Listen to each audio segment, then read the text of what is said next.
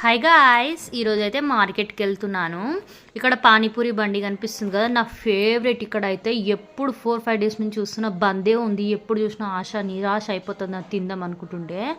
మార్కెట్కి అయితే వచ్చేసిన దగ్గరే అనమాట. అక్కడ నుంచి ఇక్కడ నేను బెండకాయలు తీసుకుంటున్నాను. మీరు కూడా ఇట్లా తెంపి తీసుకుంటారా? ఇట్లా తెంపి తీసుకుంటే లేత బెండకాయ ఉన్నట్టంట.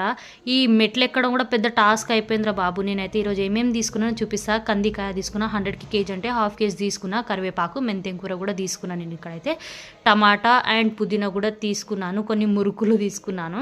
పచ్చిమిర్చి, దొండకాయ, పెద్ద చిక్కుడుకాయ అండ్ కొత్తిమీర కూడా తీసుకున్నాను. కొన్ని కిరాణా సరుకులు కూడా తీసుకున్నాను. జస్ట్ వీటికి ఎంత బిల్ అయిందో తెలుసా మీకు? మ్యాక్సిమం దగ్గర 400 కాదు కానీ దగ్గర 450 అయింది తెలుసా. జస్ట్ ఈ ఐటమ్స్కి అసలు ఫ్రిడ్జ్లో ఏం లేవు.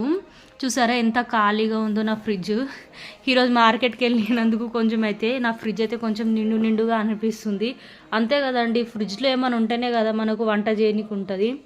కరివేపాకు కూడా తీసుకున్నాను అనమాట. అవును, మీరు కూడా ఇట్లా బాక్స్లో స్టోర్ చేసుకుంటారు కరివేపాకు?